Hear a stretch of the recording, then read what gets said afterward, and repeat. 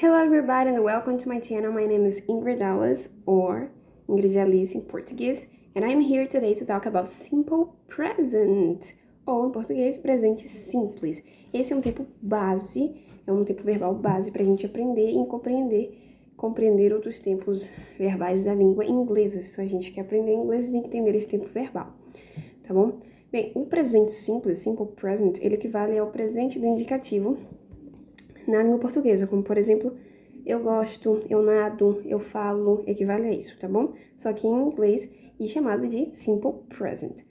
Tá bom, assim como todo tempo verbal da língua inglesa, nós temos forma afirmativa, negativa e interrogativa. Na forma afirmativa, que é a que nós vamos observar primeiro, forma afirmativa nós temos mais regrinhas do que as outras formas, mas nada demais, assim. Bem, a regra geral da forma afirmativa vai ser para a terceira pessoa no singular he, she, it. Nós temos os pronomes pessoais, né? I, you, he, she, it, we, you, they. E as regras serão para a terceira pessoa singular, he, she, it. Para o verbo que estiver na frase como uma terceira pessoa singular. Por exemplo, eu posso falar I work, eu trabalho. Presente simples, tá bom? Simple present. Nesse caso aqui, o verbo não vai sofrer nenhuma alteração, esse verbo da frase, não vai sofrer nenhuma alteração porque I não é terceira pessoa singular, I é primeira pessoa, you não é terceira pessoa.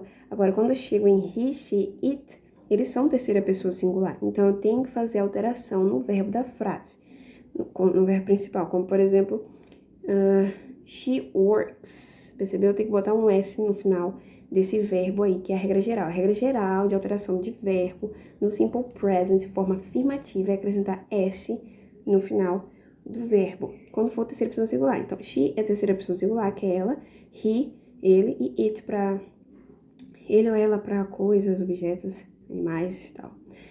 Então, quando for terceira pessoa singular, a regra geral pro verbo da frase é acrescentar S ao verbo, claro? Ok. Então, por exemplo, he works on Saturdays. Ele trabalha nos sábados. Eu não posso falar he work. Deixar esse verbo sem alteração. Porque terceira pessoa singular, não é? He é o que é terceira pessoa singular. Então, olho pro verbo e faço alteração nele. Então, não vai ser work, vai ser works. Segunda regra de alteração no verbo para terceira pessoa singular. A gente já falou da regra geral que acrescentar S. A segunda regra é, se o verbo terminar em SS, SH, CH, X, Z ou O, a gente vai acrescentar ES ao verbo, não simplesmente S, sim ES. Essa é a segunda regrinha de alteração no verbo. Por exemplo, o verbo teach, que é ensinar. She teaches português. Ela ensina português. Eu não posso falar she teach, porque tá errado, tem que ter terceira pessoa singular. Tem que ter alteração no verbo terceira pessoa singular.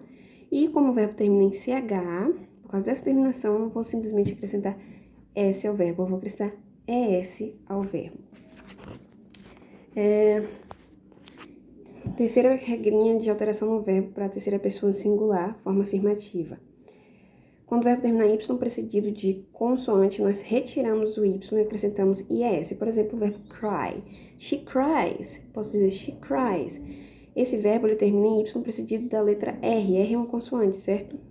Se escreve C-R-Y. Então, termina em Y precedido de consoante, né? E a terceira pessoa singular, porque eu falei she é ela, terceira pessoa singular, tá bom? Se fosse I cry, não precisa fazer nenhuma alteração no verbo. Mas se for terceira pessoa singular, tem que fazer alteração no verbo. Então, é she cries. E por que eu não vou simplesmente acrescentar esse? Porque termina em Y, precisa de consoante. Quando termina em Y, precisa de consoante. Tira o Y e bota IS. Então, não vai ser mais C-R-Y, cry. Vai ser cries, que é C-R-I-E-S. Acrescenta IS ao verbo.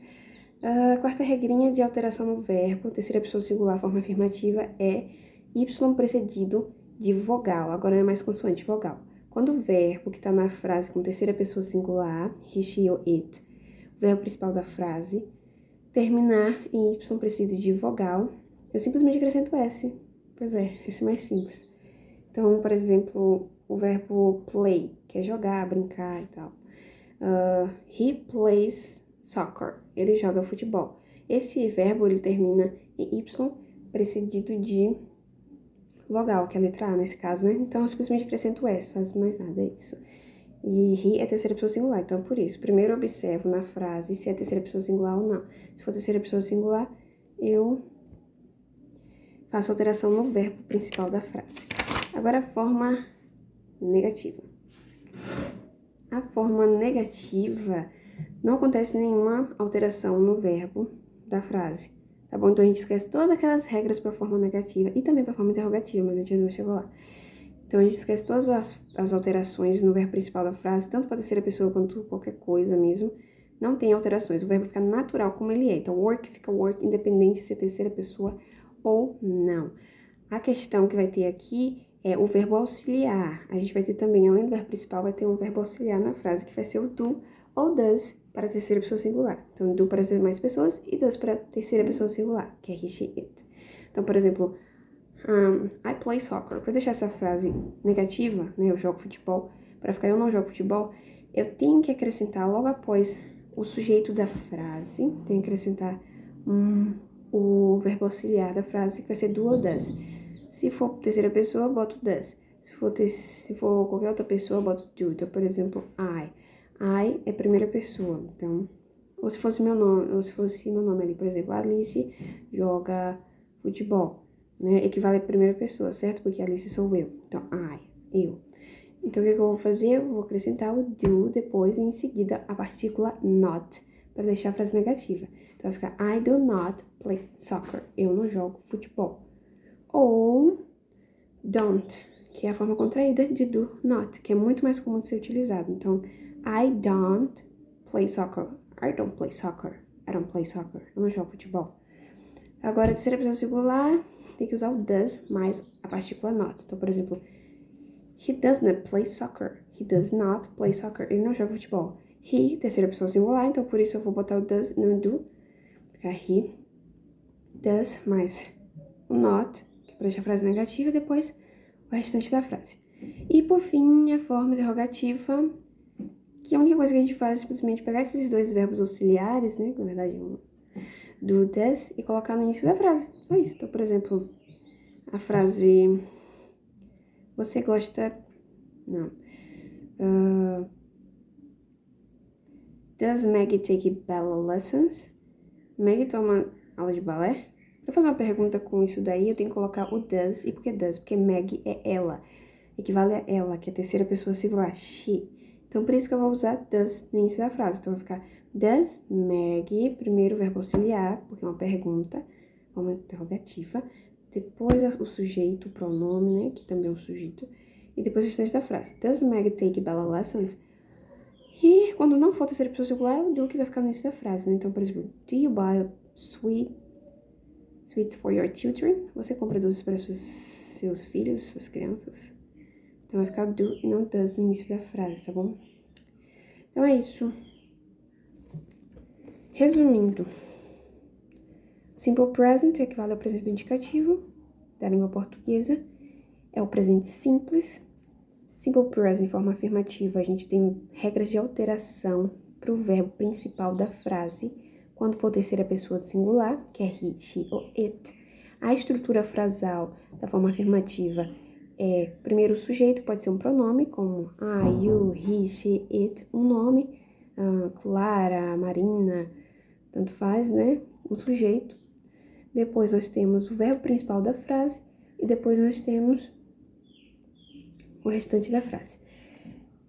E tem as regras de alteração do verbo que você tem que observar quando for terceira pessoa singular. Pode ser o he, she, it ou o equivalente a eles, que é o nome de alguém. Por exemplo, Marcos. Marcos é ele, né? Então é he. Aí você faz alteração no verbo.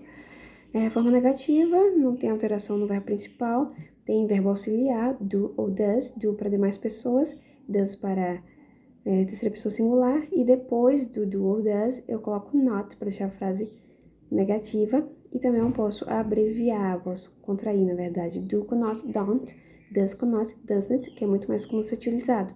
E forma interrogativa eu coloco o do no início da frase, ou o does no início da frase. Does para a terceira pessoa, singular, e do para as mais pessoas.